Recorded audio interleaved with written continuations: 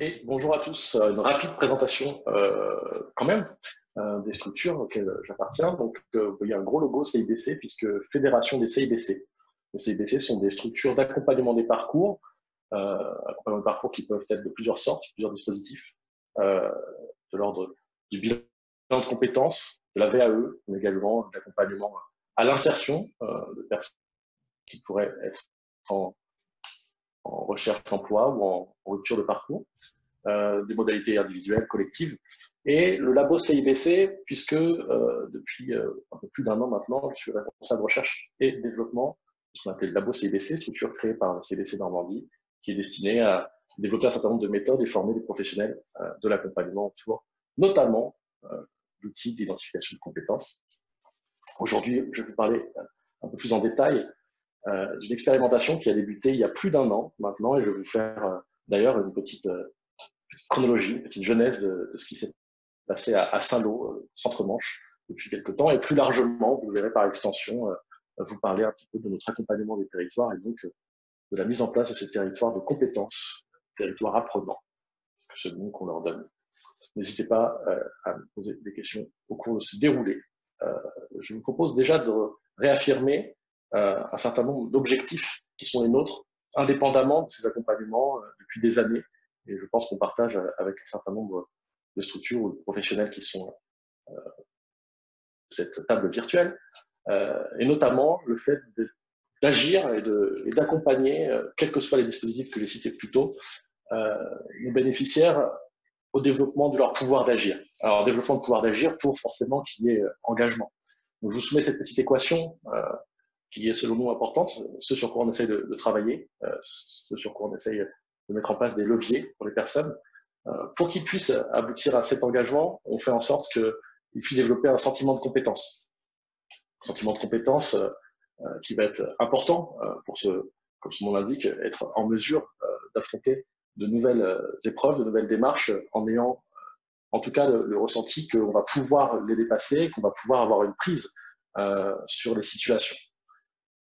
Ce sentiment de compétence, s'il est accompagné d'un sentiment de contrôle, c'est-à-dire qu'on va avoir un impact sur la situation, que les actions qu'on va pouvoir entreprendre vont nous permettre d'avoir des conséquences, et aussi des conséquences positives évidemment, sur notre environnement, eh bien, ces deux notions couplées vont permettre, et c'est là encore de manière plus importante, s'il y a en plus analyse stratégique, un engagement qui sera non seulement possible, puisque un certain nombre de barrières sont tombées, mais en plus un engagement qui sera, on l'espère, dans une direction qui profitera aux gens. Alors qu'il s'agisse de retour à l'emploi, de parcours de formation ou tout autre, même il s'agira peut-être de choses beaucoup plus quotidiennes en termes de dépassement de difficultés sociales. En tout cas, cet engagement, cette mise en mouvement, ce développement de pouvoir d'agir, pour qu'il puisse être à la fois efficace et complet, l'équation soit réunie. Et c'est sur chacune de ces notions qu'on essaie de travailler avec les gens de manière transversale à chacune de nos actions et activités. Et c'est également, évidemment, ce qui va être à la base du travail que l'on mène à l'accompagnement de ces territoires. Je vous parle de Saint-Lô aujourd'hui. Je vous parle de Saint-Lô, comme je vous le disais, et pour la petite genèse, tout a commencé, en tout cas pour cet accompagnement de Saint-Lô et cette collaboration sur ce territoire, en septembre 2018, par la présentation et au-delà de la présentation, l'appropriation par les jeunes de la mission locale de Saint-Lô d'une solution qui à l'époque on avait développée, qui nous avait permis d'être un petit peu identifiés en région Normandie notamment. C'est une solution qu'on a appelée Dialogue à l'époque, une solution d'accompagnement à la réflexivité et à l'identification de compétences. Alors c'est un outil qu'on a pensé et qui est devenu une application. Au-delà, je veux dire, encore une fois, des dispositifs qui étaient censés être un petit peu transversal et un peu fil rouge à tous nos accompagnements. Et puis, par la suite, on a fait la connaissance notamment de Philippe Petitqueux, de François Millet, de Serge Ravet et des badges. Donc, ça a fait sens, ça a été assez forcément, vous l'imaginez bien, une belle rencontre, puisque là où nous, on était déjà sur l'identification de compétences depuis un moment, la reconnaissance venait compléter, j'ai envie de dire, de manière idéale cette démarche. Donc, à l'époque, en septembre 2018, on présentait notre outil, on faisait en sorte que les personnes s'en emparent afin documenter les expériences du quotidien et qu'elles puissent en extraire un certain nombre de compétences. Et puis, il y a eu, avec l'appropriation de notre côté, des badges, un peu comme tout le monde, j'ai envie de dire, on a commencé en interne, hein, on a fait des badges destinés à nos bénéficiaires. Et à l'occasion d'un événement qu'on avait organisé à Hérouville, à côté de Caen, les jeunes de la mission locale de Saint-Lô se sont déplacés comme un certain nombre de partenaires de toute la région Normandie. Et on a proposé des ateliers, notamment à l'identification d'une compétence spécifique qui était le fait de gérer son identité numérique. Et lors de ces ateliers qui sont non seulement très bien passés, mais qui ont fait un peu d'émule, puisque après avoir accompagné ces jeunes à créer finalement leur propre badge hein, et leur élément de reconnaissance qui concernait cette compétence, eh bien, j'ai envie de dire, comme souvent avec les open badges et la reconnaissance ouverte, ça a fait son petit bonhomme de chemin et ça nous a permis en janvier 2019, suite à un travail certain de Nicolas Bansard, le directeur de la mission locale de Saint-Lô, en termes de communication, en termes de retour hein, sur cette expérience, de mobiliser plus largement et de mobiliser cette fois-ci les professionnels. Donc, vous voyez, important pour nous, hein, tout est parti à la fois du terrain, mais surtout des bénéficiaires, surtout des personnes accompagnées, et là en l'occurrence des jeunes de mission locale. Et c'est ensuite, j'ai envie de dire, les professionnels qui se sont dit, bah, ça a plu, ça a permis de travailler un certain nombre de choses, non seulement la notion de compétences, mais également les différentes notions dont j'ai pu introduire avec la fameuse équation dont je vous parlais plus tôt. Et le travail a commencé en janvier 2019. En janvier 2019, on a commencé des réunions régulières, alors toutes les 3 semaines, où il a fallu bien sûr passer par des formations, des sensibilisations, la culturation, qu'est-ce qu'un badge, et puis aller au-delà pour faire en sorte que chacun des acteurs puisse s'emparer à la fois de ces notions de reconnaissance ouverte, de l'objet, badge, mais aussi commencer à développer une représentation commune de ce qu'ils souhaitaient en faire. Alors, mars 2019, plusieurs rencontres se sont passées. Vous reconnaissez peut-être un tweet qui fait la part belle à l'Open Badge Night, la première du nom, puisque après les premiers temps, vous le savez mieux que moi, il est important, lorsqu'il y a eu investissement, lorsqu'il y a eu un effort de fait dans cette direction, qui n'est pas toujours en ligne, j'ai envie de dire, aligné avec les sensibilités ou la culture des acteurs, culture professionnelle, j'entends. Hein. La reconnaissance ouverte ne va pas de soi pour certains des parties prenantes qui étaient autour de la table. Et il est important à ce moment-là de reconnaître, hein, je serais d'accord, je pense, leur propre investissement et leur propre, j'ai envie de dire, sortie de leur zone de confort. Et c'est ce qu'on a commencé à faire par le fait de mettre en place un badge qui permettait de reconnaître leur investissement, qui permettait de reconnaître ces personnes ressources et cet engagement dans cette dynamique. Et à l'occasion de la première Open Badge Night, on a communiqué sur cette, à la fois sur ce badge et sur cet investissement des uns et des autres. Donc, communication très importante par rapport à cette démarche. Et puis, progressivement, alors on est déjà en juin 2019, donc si vous me suivez, ça fait déjà 6 mois, mais en 6 mois, constitution d'un groupe de travail qui se maintient, j'ai envie de dire même qui s'étoffe, et pendant que certains, pour les plus curieux qui auront lu le tweet, sont chargés de communiquer hein, au sein de séminaires, au sein de différents événements, expériences, et bien d'autres continuent le travail de fond, si je puis dire, et on voit des belles dynamiques puisque des leaders de ces dynamiques émergent. Notre rôle d'accompagnement, nous, il est sur le fait, vous avez compris, de former au départ, d'acculturer, d'accompagner l'émergence de cette représentation commune et ce que les parties prenantes d'un territoire vont pouvoir en faire. Alors évidemment, on est avec une proposition, mais sans rentrer dans le détail, c'est ces acteurs qui vont à faire l'heure et qui vont la faire évoluer dans le sens que eux ont souhaité. Et on voit là, par exemple, sur la photo, Olivia du département de la Manche qui fait partie aujourd'hui, depuis, vous voyez, au moins juin, de ces fameux leaders qui vont permettre une continuité, puisque nous, on vient une fois toutes les 3 semaines, une fois tous les mois, pour animer, pour permettre ce regard extérieur et cet accompagnement. Mais il faut bien qu'il se passe des choses sur le terrain pendant ce temps-là. Et c'est grâce à ces dynamiques-là, encore une fois, Nicolas Bansard, directeur de la mission locale, Olivia Otelli du département de la Manche, et un certain nombre d'autres acteurs que je ne peux pas tous citer, mais qui se reconnaîtront. Et enfin, je dis enfin parce que ça a marqué un tournant, novembre 2019, c'est le temps qu'on a estimé et qu'on a, avec le recul, compris qu'il nous avait fallu pour constituer l'écosystème. Je fais exprès d'aborder cela de ce sens-là, c'est-à-dire avant que les premiers badges soient créés, avant que les premières badges soient, j'ai envie de dire, sortis de l'usine, eh bien, on avait déjà des endosseurs autour de la table. C'est la méthode qu'on a choisie volontairement, de faire en sorte de mobiliser autour d'un objectif commun, autour d'une représentation commune de ce qui allait pouvoir émerger en termes de pratique autour de cette reconnaissance ouverte. Et ben, je vous assure que ça a déjà été du travail, puisqu'il a fallu faire soit adhérer, soit faire comprendre, soit faire, j'ai envie de dire, émerger à la fois cette pratique commune, cette représentation commune et le fait qu'il allait avoir forcément un changement de posture, hein, que ce soit, comme vous allez voir par la suite, pour des têtes de réseau, des regroupements d'entreprises, pour des recruteurs, des institutionnels qui ne sont pas forcément au départ, comme vous en doutez, tout à fait dans ces mouvances.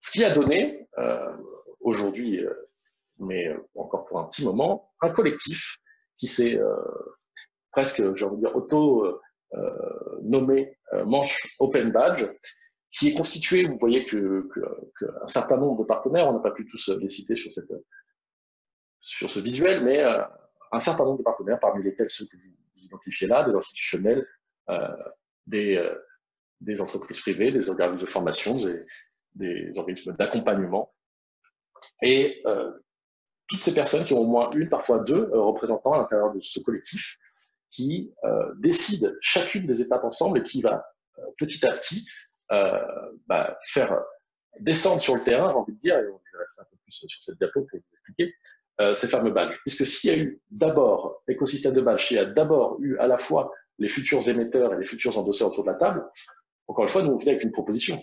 La proposition, c'était de dire il y a des besoins sur le territoire, il y a des compétences sur le territoire aussi, faisons en sorte de les faire se rencontrer en rendant visibles, grâce aux open badges, les parcours qu'on allait pouvoir construire. Ce que vous voyez là présenté et illustré, j'ai envie de dire, par cette carte de métro, c'est cette idée-là de parcours visibles, hein, constitués finalement d'open badge, qui vont permettre à la fois aux personnes d'identifier quelles sont leurs opportunités, soit de développer des compétences, donc des situations apprenantes, soit de mobiliser ou de démontrer qu'ils en ont, parce qu'on part trop souvent du principe que les gens n'ont pas les compétences et qu'il faut leur fournir des occasions de les développer, mais il s'agit parfois simplement de leur faire identifier qu'ils les ont bien, ces compétences, et qu'ils les mobilisent dans des situations où ces personnes n'ont pas l'habitude, ou n'ont pas l'habitude qu'on leur dise que c'est valorisable et que ça correspond à des compétences. Je m'explique. Tout l'objectif, c'est d'aller chercher les gens là où ils sont, et donc de faire en sorte que les badges soient disponibles dans le club de foot du coin, dans le club d'échecs du coin, à la Croix-Rouge, dans les lieux où les personnes sont sur des expériences de bénévolat ou d'entraide, ou dans des situations quotidiennes, à la médiathèque, etc. L'idée, c'est de faire en sorte de se mettre d'accord avec les professionnels que j'ai cités plus tôt, de créer à la fois des badges, mais surtout des parcours, de faire en sorte que ces badges et que ces parcours soient, dans la mesure du possible, utiles, puisque c'est ça quand même l'idée, pour le territoire d'abord, et que s'il est utile pour le territoire, c'est-à-dire utile pour les personnes, pour les recruteurs, pour les structures accompagnantes. Donc, ça, c'est le préalable. Mais l'idée, c'est qu'ensuite, ces badges soient accessibles. Si on conserve ces badges seulement en structure d'accompagnement, en structure de formation, ça n'aurait que malheureusement peu d'impact. L'idée, c'est de faire descendre ces badges sur le territoire, de les rendre accessibles et encore une fois, de révéler ou de rendre visibles des situations du quotidien, des situations de loisirs ou bénévoles que les personnes ont l'habitude d'exercer, mais sans qu'on leur ait dit que c'était des actions et des expériences qui donnent des compétences qu'ils peuvent valoriser dans le cadre d'un parcours de formation ou professionnel. Donc, certains pourraient dire faire rattacher les wagons, mais aussi tout simplement essayer de créer de la cohérence et du sens au niveau d'un territoire. Donc, c'est ce qu'on tente de faire à Saint-Lô et ce qui prend plutôt bien. C'est ce qu'on fait sur petit à petit d'autres territoires, je vous citerai un peu plus tard. Mais l'idée, c'est vraiment cela, c'est de faire en sorte que les personnes puissent identifier soit ce qu'elles ont déjà, qu'elles n'avaient pas identifié comme étant valorisables, soit les opportunités qui s'offrent à elles et à quelques rues d'elles et dans des structures qu'elles n'avaient peut-être pas identifiées comme étant des tremplins vers des opportunités. Alors, il y a deux choses assez fortes dans deux principes, j'ai envie de dire, qui me tient à cœur, qu'on fait en sorte de voir à la fois préserver tout au long de l'appropriation. Encore une fois, le territoire, et c'est tout l'objectif, petit à petit s'émancipe de notre accompagnement, puisque l'idée c'est bien cela, c'est qu'elle soit autonome. Donc il y a quand même deux principes sur lesquels on essaye de faire, j'ai envie de dire, durer et qu'on essaye de garder en toile de fond dans chacune des démarches, qu'elles soient en termes de communication au sein de ces acteurs ou qu'elles soient en termes de développement proprement parler. La première, ça va concerner l'articulation des écosystèmes. Parce que vous imaginez bien que dans l'exemple que je vous donne, les acteurs ont décidé de se créer en collectif. C'est-à-dire, pour les personnes qui maîtrisent l'outil, sur une plateforme de création de badges, comme par exemple Open Badge Factory, ça implique que l'émetteur, ça va être Manche Open Badge, le collectif. Mais vous imaginez bien qu'à côté de ça, il va y avoir des structures qui vont vouloir émettre en leur nom. Et l'idée, c'est pas de leur en empêcher, mais c'est de conserver cette cohérence et ce sens, à la fois pour le territoire, surtout pour les futurs porteurs et pour les gens. Ce sens en termes de compréhension, de visualisation, qu'est-ce qu'on offre, qu'est-ce qu'on permet de développer, qu'est-ce qu'on permet d'obtenir, mais aussi, après coup, j'ai envie de dire, dans la durée et dans la vie des écosystèmes. Donc la personne, si elle est symbolisée par ce petit bonhomme, elle va avoir des opportunités qui s'offrent à elle, notamment des badges, pourquoi pas, remis par une structure comme le Greta, symbolisé par cette petite voiture. Et puis il y a le collectif, dont je parlais, Manche Open Badge, qui est là. Elles coexistent, ces écosystèmes coexistent. L'idée, ça va être déjà de faire en sorte que la personne perçoive quelle est l'utilité, quel est son intérêt dans le fait d'emprunter un parcours plutôt que l'autre, d'obtenir un badge plutôt que l'autre, et du coup d'accompagner cette personne. Si la personne fait le choix d'obtenir un badge et de demander et d'être reconnue du coup, par le Greta par rapport à un parcours préexistant, il faudra faire en sorte que cette reconnaissance et que ce parcours soit non seulement compatible, mais au-delà de la compatibilité, peut-être existant, peut-être qu'il y aura des ponts à faire entre les parcours qu'offre le Greta et le collectif. Et peut-être que la personne peut, comme le schéma le suggère, faire le choix d'un côté d'obtenir des badges dans son parcours au Greta, mais d'obtenir également des badges qui vont lui être remis par le collectif. Donc, la notion très importante d'articulation des écosystèmes nous tient à cœur et c'est ce à quoi on veille dès les départs des accompagnements, c'est de faire en sorte que les acteurs comprennent qu'on n'est pas là pour avoir un unique, ce qui n'existe pas, écosystème de reconnaissance, mais bien pour créer du lien, et de faire en sorte que non seulement ces acteurs soient réunis à des occasions soit régulières, soit plus ponctuelles, mais créer du lien et du sens entre leurs différents open badges. Ça ne veut pas dire un open badge qui reconnaît une compétence dans un écosystème empêche un open badge qui reconnaît la même compétence dans un autre. Ça veut dire, encore une fois, articuler ces différentes reconnaissances entre elles pour créer des opportunités pour les personnes en termes de parcours. Vous le voyez, il y a un troisième larron qui s'est ajouté, là, symbolisé par le ferry, avec son drapeau normand. Parce que l'idée, c'est que s'il y a des écosystèmes qui coexistent et qu'il s'agit d'articuler entre eux, il va en être de même avec un écosystème plus structurant, par exemple, comme pourrait l'être, c'est un exemple, comme pourrait l'être un écosystème normand, un écosystème avec des émissions de badges au niveau de la Normandie. Et l'idée, c'est encore une fois de donner à voir le sens et la mise en perspective d'un écosystème par rapport à l'autre. Je m'explique, il faudrait que la personne, au moment où elle obtient son badge d'une structure, que ce soit le Greta, le CIBC, une mission locale, il faut déjà qu'elle puisse visualiser ce que ça lui permettra d'obtenir ce badge au regard des écosystèmes qui s'imbriquent entre eux. C'est-à-dire, dans un monde idéal, d'après nous, il faudrait que le badge Greta ait sa place au sein d'un parcours qui est intégré par des badges normands. Donc, cette articulation entre écosystèmes, c'est quelque chose auquel on est à la fois sensible et vigilant dans la mesure du possible. Évidemment qu'il y a des badges qui seront créés de manière, et j'entends la petite voix de François Millet que je reciterai à d'autres occasions à l'occasion de ce webinaire, mais évidemment qu'il faut qu'il y ait des badges, plus ponctuels et des badges beaucoup plus soit fugaces, soit expérimentaux, soit qui émergent de dynamiques plus spécifiques ou j'ai envie de dire à d'autres niveaux. Mais on reste quand même dans cette vision que pour qu'il soit utile, il faudrait qu'à un moment donné, il puisse être, aussi fun soit-il et aussi spécifique soit-il, intégré à un parcours utile pour chacun des acteurs, utile pour le bénéficiaire, le porteur du badge, mais également utile pour celui qui le remet et pour les endosseurs. Donc, articulation entre les écosystèmes, c'est quelque chose d'important, mais également au niveau, j'ai envie de dire, des personnes. Au niveau des personnes, au niveau des porteurs, il y a une autre dimension qui nous semble importante. Alors, là, c'est un petit peu artificiel, je l'entends, hein, j'ai envie de dire d'échelonner ça en étapes aussi caricaturales, aussi séparées les unes des autres, puisque peut-être le travail est plus diffus et plus global que ça, mais juste pour rendre les choses un peu plus visibles, il y a un autre principe qui me paraît très important au niveau des acteurs qui vont vouloir s'engager dans ces différents écosystèmes, quels que soient ces écosystèmes, et dans ces parcours de reconnaissance. Bah, ça va être le fait qu'ils perçoivent, et c'est un préalable mais évidemment à la fois nécessaire, Serge me l'a rappelé à maintes occasions, il fait bien de le faire, c'est que ces personnes perçoivent qu'ils sont reconnus. C'est la première des choses.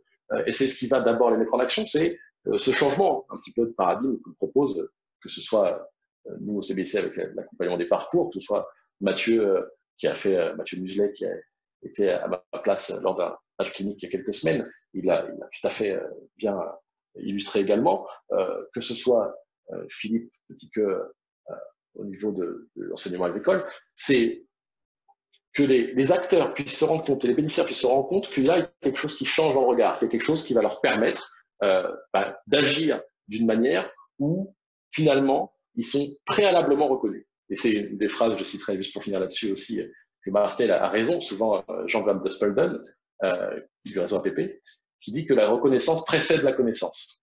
Alors oui, c'est vraiment cela. C'est-à-dire c'est le moteur, c'est la première des choses. Donc Serge, petit clin d'œil, tu vois que la reconnaissance intervient évidemment en premier sur cette allégorie, sur cette comparaison un petit peu métaphorique d'un tour de piste. Alors ce tour de piste, il va évidemment commencer par la reconnaissance, il va passer par l'utilité perçue. J'insiste là-dessus parce que si la personne, elle ne voit pas l'objet, ne voit pas la de cette démarche, et ben peut-être qu'elle s'engagera, hein, mais peut-être de manière moins importante, moins constante, moins continue. Si on arrive, de par cette reconnaissance, à lui montrer qu'à l'issue d'un parcours, que pendant le parcours, il va y avoir des choses qui lui seront utiles, qui vont participer à l'amélioration de son quotidien, de son parcours, de son développement personnel, eh bien, elle va s'engager d'autant plus. Donc c'est pour moi quelque chose de très important dans le début de piste, j'ai envie de dire, et dans le fait qu'on maintient l'allure, voire qu'on accélère sur ce gymnase-là un petit peu virtuel. Ensuite, il y a la notion de stratégie. Alors c'est souvent ce qui m'est un petit peu indiqué, ou les retours qu'on peut avoir, c'est est-ce que c'est pas un peu fort comme mot stratégie? Est-ce que finalement dans l'équation que je vous ai montré au départ, ou même là autour de ce stade, la stratégie n'est pas en trop, n'est pas un petit peu ambitieux? Ben non, je pense qu'il faut vraiment non seulement faire preuve de présomption de compétence, comme je le dis souvent, mais il faut aussi faire preuve de cette présomption que les gens, ils font pas les choses de manière chaotique et désordonnée. Ils vont avoir, quel que soit leur niveau d'études ou d'accomplissement en termes professionnels, ils vont avoir non seulement des objectifs, et ils vont avoir peut-être et sûrement une organisation, une stratégie dans la manière dont ils vont mettre les choses en place. Donc, qu'ils agissent avec, encore une fois, motivation par rapport à l'objectif donné et stratégie avant d'entamer une expérience. Et c'est au cours de cette expérience qu'ils vont pouvoir mettre en place un certain nombre de comportements, qui feront preuve d'un certain nombre de compétences, d'engagement, qui leur permettront, après une période de réflexivité, et ça, vous l'avez compris, c'est quelque chose qui me tient à cœur dans nos accompagnements et qui est encore plus vrai avec ces fameuses reconnaissances ouvertes, c'est ce que permettent les open badges, et ce que permettent les formulaires de demande d'open badge, j'y reviendrai. C'est cet accompagnement, la réflexivité, la prise de recul sur l'expérience vécue qui va nécessiter, suite à cette prise de recul et à cette réflexion, une production. On va pouvoir, encore une fois, stratégiquement, sélectionner ce qu'on veut garder et ce qu'on veut créer en termes d'éléments de preuve pour obtenir son badge.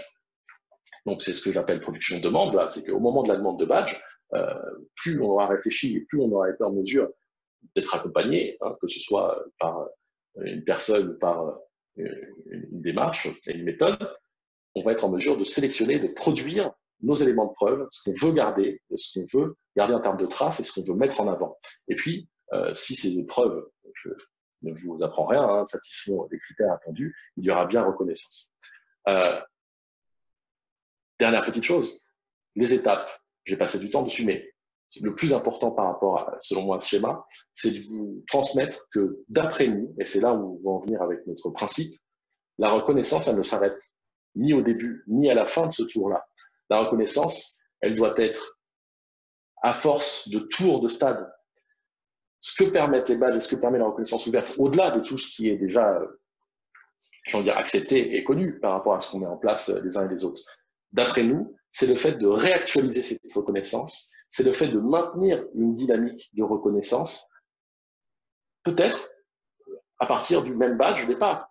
Une fois que le badge est obtenu, l'histoire ne s'arrête pas.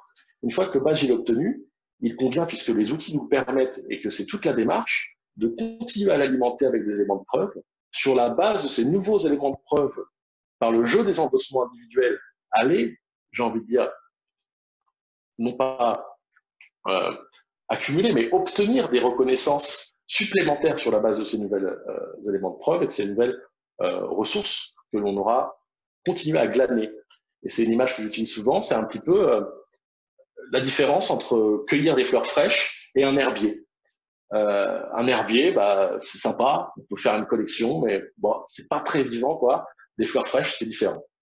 Donc, les fleurs fraîches, ça va permettre de montrer qu'on, dans mon exemple, qu'on maintient un intérêt, qu'on maintient, j'ai envie de dire, une vigilance sur le développement de sa compétence et le fait de la prouver dans différents contextes. Donc, pour nous, c'est ça qui va permettre à un écosystème non seulement de rester en vie et de rester utile pour les uns et les autres, et c'est seulement à cette condition-là, et je terminerai là cette slide, qu'on arrive à convaincre les différents acteurs.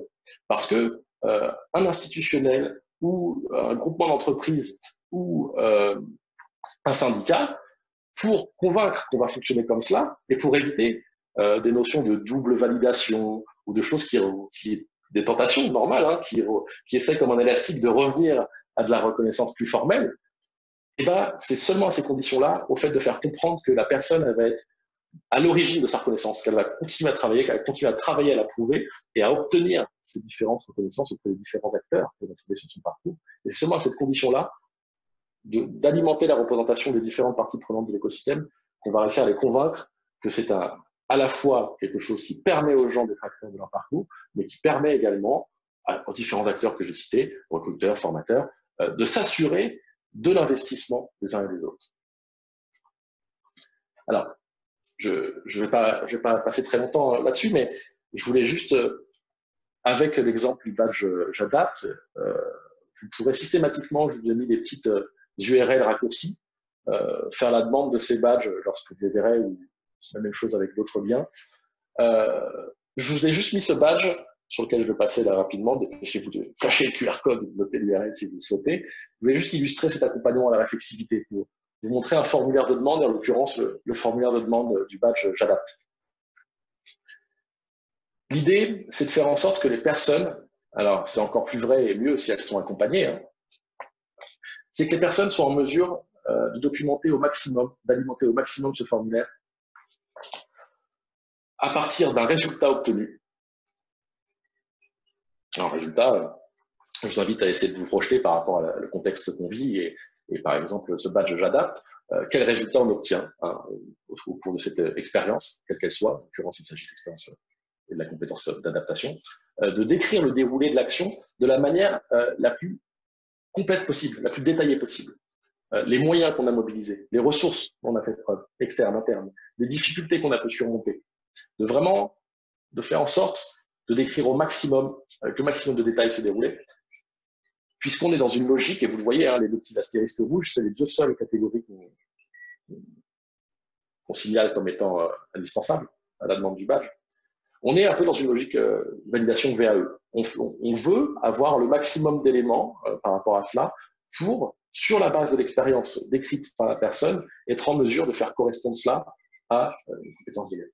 Et on propose évidemment de partager le ressenti, parce que le ressenti ou l'émotion vécue au cours de cette expérience est selon nous vraiment très importante, au moins, sans forcément l'indiquer, hein, c'est pour ça qu'on ne le rend pas obligatoire, au moins avoir une réflexion là-dessus, parce que dans la mesure du possible, l'ambition avec cette démarche-là, c'est de faire en sorte que les personnes puissent s'interroger sur l'effet de l'émotion ressentie au cours d'une expérience pour, lorsque cette expérience se présente à nouveau, lorsqu'une épreuve se représente à nouveau, puisse transformer ce ressenti et la manière dont ils sont pris dans une situation A, de manière à recréer presque une méthode. Voilà, j'ai réussi, j'ai peut-être eu peur, j'ai peut-être eu du stress, j'ai peut-être ressenti du dégoût, je ne sais pas quel type d'émotion que j'ai ressenti dans cette situation-là, ça ne va pas empêcher d'avoir un résultat. Alors, il faut prendre un raccourci de réussir, de dépasser. En tout cas, d'avoir un résultat. Et celui-là, c'est celui que je décris. Donc, lorsque je serai confronté à une seconde situation, non seulement j'ai mon badge, mais j'ai surtout la méthode, la recette que j'ai appliquée pour cette première situation. Et puis un dépôt de fichier, parce que peut-être que personnes souhaiteront alimenter cela d'une preuve supplémentaire. Je vous renvoie, parce que j'ai évidemment que peu de temps pour vous retracer tout ce qui est important à nos yeux derrière tout cela. J'ai conscience que ça a été un petit peu dense et un petit peu rapide. C'est pourquoi je vous propose 3 articles qui sont disponibles sur le site Écosciences Normandie. Vous enverrez encore une fois les petits tags, là, les petits mots-clés avec des URL raccourcis. Donc, le premier concerne l'accompagnement réflexif, hein, l'accompagnement à cette réflexivité dont je vous parlais tout à l'heure. Le second fait la part belle plutôt à la construction d'écosystèmes de reconnaissance. Et le troisième, plus récent, qui apporte beaucoup plus de détails sur la démarche entamée à Saint-Lô il y a plus d'1 an, puisqu'on l'a coécrit non seulement avec ma directrice Muriel Moujard, mais également avec le directeur de la mission locale, Nicolas Bansard. Donc, je vous invite à aller voir un peu plus en détail chacune de ces dynamiques si vous le souhaitez, et puis tout simplement à revenir vers moi un peu plus tard. Ce sera tout à fait possible. Dernière petite information concernant, comme Philippe le disait en tout début de webinaire, le projet activateur de potentiel. On est très heureux d'avoir été retenu dans le cadre d'un PIC 100% inclusion qui va nous apporter des moyens, puisque tout ce dont je vous parle depuis le début là, concernant Saint-Lô, c'est fait dans le temps, forcément, hein, puisque vous savez mieux que moi, les financements sont compliqués. On ne peut pas financer par exemple un temps plein sur la notion de la reconnaissance ouverte sur les territoires, alors que c'est au moins ce que ça réclamerait. Avec ces moyens qui seront mis à notre disposition et ce qu'on va pouvoir continuer à faire à Saint-Lô et intensifier dans le centre-Manche, mais également à mettre en place, puisque c'est le cas de ce projet, avec nos collègues notamment du CIBC Pays de la Loire, puisqu'on a la chance de démarrer du coup avec ce projet la même expérimentation au niveau de la Vendée. Donc 2 territoires de CIBC, mais bien d'autres partenaires, dont l'association Reconnaître, et notamment Serge. Et on est très content de pouvoir non seulement poursuivre, mais j'ai envie de dire intensifier peut-être cette dynamique et cette démarche-là. Si vous êtes intéressé par ce projet, vous pouvez faire la demande de ce badge et on sera content de revenir vers vous pour vous donner plus de détails. C'est tout pour moi. Eh bien, merci bien, Eden, pour cette excellente présentation. Bravo. Merci. Merci à vous. Peut-être justement une question pendant que j'y suis par rapport à ton formulaire sur le badge Caméléon. Je souhaitais savoir en fait si les bénéficiaires éprouvaient des difficultés à compléter ce formulaire, notamment par rapport à ce qui est demandé, c'est-à-dire en termes de description d'expérience, des moyens mis en œuvre et tout ça. Alors, merci pour cette question parce que ça va me permettre d'insister à un endroit où je ne l'ai pas assez fait, je pense, si vous voulez, c'est que les personnes sont accompagnées. Que ce soit les personnes accompagnées par le CIBC, les CIBC ou par les partenaires que j'ai cités, c'est aussi quelque chose qu'il faut mettre à l'actif de tous les partenaires dont je parlais à Saint-Lô. C'est que non seulement ils font cet effort dont je parlais de co-construction au niveau des structures, mais ça implique également, et je pense que vous savez tous à quel point c'est compliqué, de former ces équipes, d'accompagner les personnes à l'obtention, mais forcément, vous le savez bien, on ne va pas créer du badge et le faire tomber comme ça sur des dispositifs existants. Il s'agit de remettre en question tout son accompagnement, il s'agit de remettre en question la manière dont on accompagne, et notamment à l'obtention et à l'identification de ces compétences. Donc, pour répondre à ta question, Patrice, oui, certaines personnes éprouvent des difficultés à remplir ce formulaire, mais elles sont accompagnées. Alors, avec l'accompagnement, certaines connaissent des fortunes diverses. Il y a des personnes qui vont vraiment s'emparer de cette démarche et qui vont développer cette méthode. D'autres qui vont rester sur peut-être des mots-clés, qui vont moins approfondir. Mais il faut garder à l'esprit qu'il n'y a pas que les territoires qui sont accompagnés avec notre démarche. Il y a les professionnels qui, à leur tour, accompagnent les bénéficiaires. Donc, on ne laisse pas les gens seuls face à cette démarche qui n'est pas intuitive, hein, qui n'est pas, j'ai envie de dire, naturelle. Cette démarche portfolio, cette démarche d'investigation, d'introspection, elle n'est pas donnée à tout le monde, j'ai envie de dire, au départ, mais on accompagne les gens dans cette dynamique-là. D'accord, merci. Est-ce qu'il y a d'autres réactions ou d'autres questions? Non, je pense que la présentation est très claire. C'est vraiment intéressant, toute la démarche que tu présentes. La question que j'aurais, c'est celle des accompagnateurs, accompagnatrices. C'est-à-dire qu'il y a des badges qui sont faits pour un certain public, mais est-ce que les accompagnateurs, accompagnatrices, les autres acteurs de l'écosystème ont aussi des badges? C'est-à-dire, est-ce que les badges sont faits pour un type de public et pas pour les autres, ou est-ce que c'est vraiment fait pour tout le monde? Alors au départ, c'est vrai, merci Serge pour cette question. C'est vrai qu'au départ, il y a un credo qui est de se dire on va tous participer et construire au fait de faire rattacher les wagons quelque part hein, à des parcours pour des publics qui sont éloignés du fait de disposer d'éléments de reconnaissance. Donc oui, on pense d'abord à eux, et c'est souvent le cas. Mais pour répondre à ta question, il y a un certain nombre de badges, notamment ce qu'on appelle les badges structurants, des badges qui viennent reconnaître les démarches hein, de différents acteurs, donc des badges de personnes ressources, des badges de rôle, des badges de parcours, qui sont également à la portée, j'ai envie de dire, des professionnels ou des personnes accompagnées au niveau des structures. On est vigilant, tout en essayant de faire des badges à destination des personnes qui en auraient le plus, d'après nous, l'utilité, d'être le moins possible stigmatisant dans à la fois le vocabulaire utilisé ou la portée de ces badges. Donc, dans l'absolu, vous voyez, un badge comme je badge adapte, il pourrait être à la fois désiré et demandé par n'importe qui. Il y a un certain nombre de badges qui ne sont pas forcément ciblés personnes en rupture de parcours. Donc, ma réponse, à la fois des badges qui seraient susceptibles, que ce soit des badges compétences ou des badges parcours, d'être demandés par tout le monde, et puis des badges peut-être plus structurants, justement par rapport à cet écosystème. Ce qui est important, c'est aussi de donner à voir et de reconnaître les investissements des uns des autres. Mais là, par exemple, ce que tu expliques, c'est le développement de nouvelles pratiques. Et donc de reconnaître ces pratiques, d'identifier ces pratiques-là. Absolument. L'idée, c'est, on n'a pas que les badges compétences. On a forcément un certain nombre de badges, et je renvoie à la matrice que je ne vais pas vous montrer.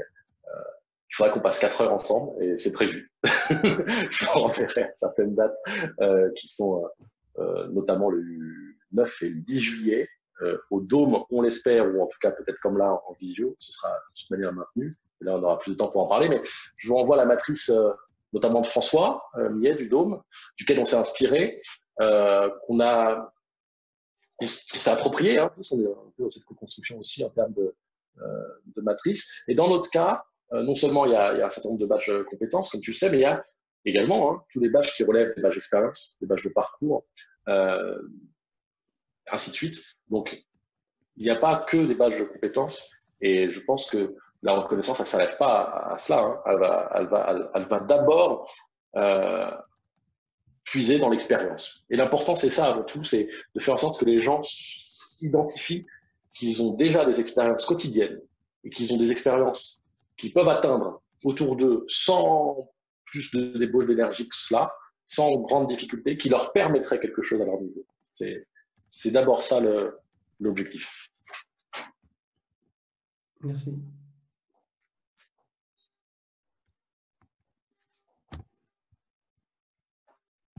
Y a-t-il d'autres questions de la part des participants ou des réactions ou des, Oui.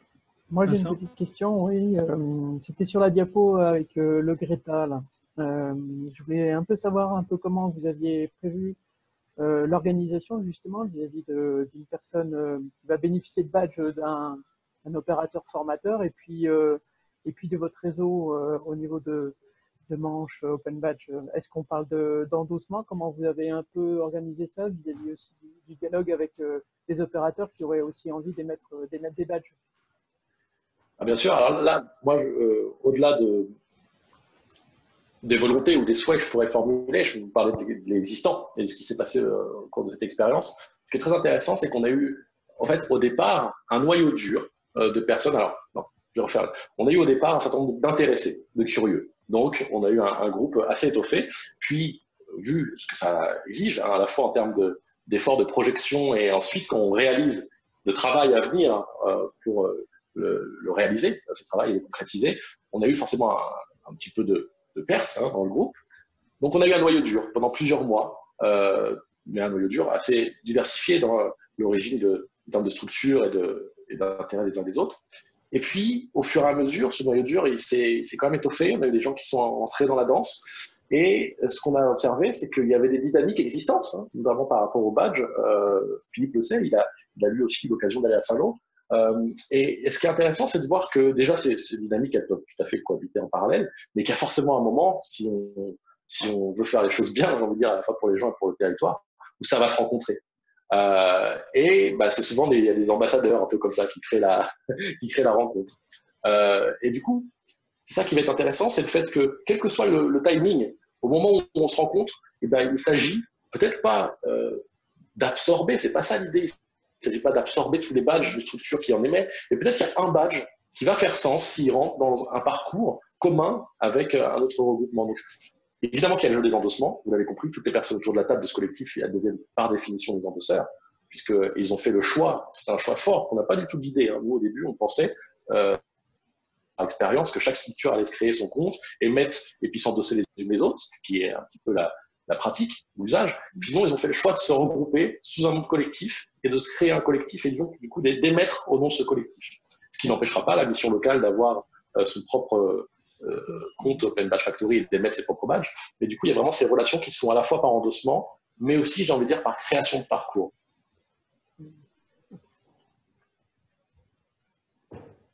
Mais quand tu parles de parcours, c'est un parcours de reconnaissance. Absolument. Un parcours de reconnaissance qui est pensé par les acteurs du territoire et qui est destiné à flécher vers un objectif. Alors, je prends un exemple comme cela. Il se trouve que le métier d'aide à domicile est en difficulté par rapport au recrutement. On peut se dire qu'il y a un badge. Alors, je suis conscient que c'est une vision, certains diront, utilitariste, qui peut en déplaire, mais on l'assume. Et on fait en sorte que les territoires puissent, notamment, il n'y a pas que ça, mais faire en sorte de créer un parcours qui rende visible des opportunités pour les personnes pour atteindre une opportunité d'emploi, et que sur ce parcours, il puisse y avoir un badge, puisque cet exemple était dans mon PowerPoint et il a été repris par Vincent, un badge émis par le Greta qui rend compte d'une certaine expérience qui est attendue par le collectif, qui est attendue par le territoire comme étant son parcours. Mais peut-être que ce même badge, il peut s'obtenir au Greta, et peut-être qu'il peut s'obtenir à la Croix-Rouge avec une certaine activité. Peut-être qu'il peut s'obtenir dans le club du foot du coin ou dans un atelier que le CCAS propose. Vous voyez ? Donc l'idée, c'est de créer des parcours à partir de badges et de reconnaissances qui vont être alignés ou pas entre les acteurs en se disant, voilà, si la personne a fait preuve de telle et telle et telle expérience et qu'elle a obtenu telle et telle et telle reconnaissance, ça va lui permettre de cheminer et à un moment de se dire, OK, là, j'ai 3 chemins qui s'offrent à moi. Soit j'obtiens cette reconnaissance de cette manière-là, soit celle-ci, soit celle-là. Qu'est-ce que je fais? Qu'est-ce qui m'est le plus accessible? Vers quoi j'ai envie d'aller? Qu'est-ce que j'ai comme temps ou comme moyen à ma disposition pour aller vers l'une ou l'autre de ces embranchements? Donc, c'est des parcours de reconnaissance co-construits et pensés en amont par les parties prenantes du territoire. Et moi, je vous le dis, ce qui nous manque pour l'instant, parce qu'il y a un gros travail qui a été fait, c'est de réintégrer le plus rapidement possible les bénéficiaires à ces réflexions et à ces co-constructions, parce qu'ils en étaient à l'origine, qu'ils en sont actuellement les destinataires avec ce qui est mis en place en termes expérimental par les différentes structures. Mais nous, l'objectif, il est clair. Maintenant, on a passé presque un an sans qu'il y ait de bénéficiaires autour de la table. C'est rapidement faire en sorte qu'ils réintègrent cette dynamique, qu'ils intègrent cette dynamique avec des groupes de travail plus ou moins grands, pour faire en sorte que, encore une fois, on ait tous les acteurs autour de la table, émetteurs, endosseurs, futurs porteurs, pour réfléchir à ces parcours-là. En tout cas, c'est la démarche. C'est vrai, on a l'habitude de parcours de formation, mais l'idée de parcours de reconnaissance est quelque chose qui est vraiment nouveau. C'est vraiment le travail autour de la reconnaissance ouverte qui a amené cette idée de parcours de reconnaissance tel que c'est formulé aujourd'hui. On a une question de Christophe, je pense. Est-il prévu à un moment du dispositif de former les accompagnés à créer des badges pour eux-mêmes et à endosser leurs pairs? Alors, j'ai envie de dire, tout ce qu'offrent les plateformes, quand je parle des plateformes, je ne vous cache pas qu'on utilise majoritairement Open Badge Passport pour les porteurs de badges.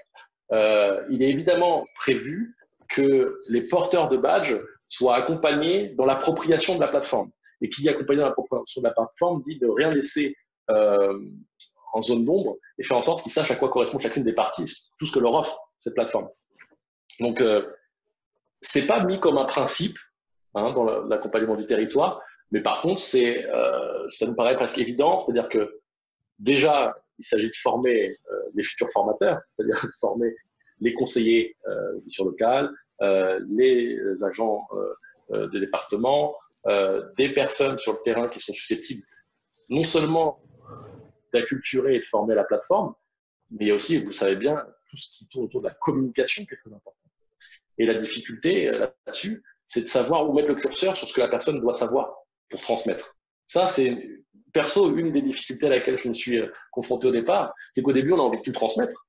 Au début, on a envie de faire en sorte que les gens en savent le plus possible, mais on a tendance peut-être à les noyer aussi par rapport à ça. Alors, quand c'est un collègue du CIBC, quand c'est dans le cadre d'une formation, évidemment que je lui donne tout ce que je peux lui donner. Par contre, à un moment donné, quand on essaie de construire ces parcours, de construire ces écosystèmes, il y a la question à se poser de qu'est-ce que doit savoir cet interlocuteur pour à son tour maîtriser son sujet et savoir quoi transmettre. Et ça, c'est pas toujours évident à jauger, ça se fait un petit peu en mode adaptation, encore une fois, dans mon cas. D'accord, je vais peut-être corriger, ce n'était pas Christophe la question, c'était Philippe, ils ont la même couleur sur l'Etherpad, alors j'ai confondu, autant pour moi. Une autre question est en cours de rédaction. Est-il prévu par le collectif à un moment de s'orienter vers un passeport dédié au territoire? Alors, le collectif, je ne sais pas. Je ne peux pas parler au nom du collectif parce que moi, je ne fais que l'accompagner, le collectif. Donc, je peux pas vous répondre. Dans notre cas, c'est IBC, Normandie, et Labo, c'est IBC. On a la chance d'être en communication régulière avec Eric Roussel autour d'un certain nombre de développements qu'on souhaiterait, de fonctionnalités qui nous paraît important d'obtenir par la suite. Mais on est dérangé par un passeport dédié parce que l'idée, c'est d'ouvrir. C'est un peu caricatural, mais vous voyez, on n'a pas forcément envie d'un passeport fermé parce qu'on veut, l'idée, c'est que ce soit un tremplin pour les gens.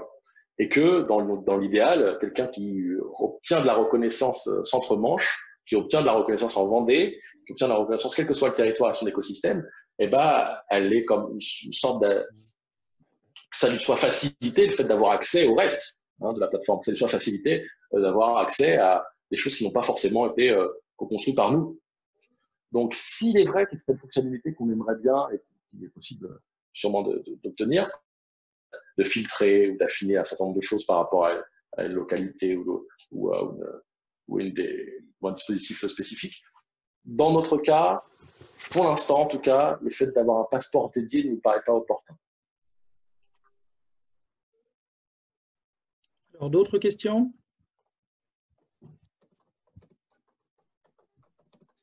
Je crois que Fabien nous a rejoint. Bonjour Fabien. Bonjour Eden. Excusez-moi, je suis arrivé un peu tard.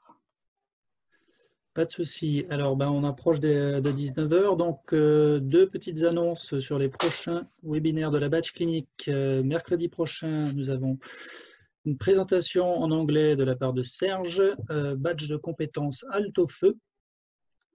On aura d'ailleurs une présentation aussi en français ultérieurement dans la batch clinique. Et puis le mercredi 29 avril, donc présentation de Christophe Delamarre, créer un écosystème de reconnaissance en agriculture bio, l'exemple de ferme d'avenir. Voilà. Pour les En tout cas, moi, je vous remercie tous pour vos questions et votre présence tardive. Je vous encourage à aller à Saint-Lô, parce que c'est beau, Saint-Lô, vous voyez. Hein. Alors, je ne fais pas toujours aussi beau, mais c'est vraiment Saint-Lô. Ah, mais c'est une photo, ça. C'est une photo. Je ne suis pas sur le rond-point, je ne saurais pas dire de côté.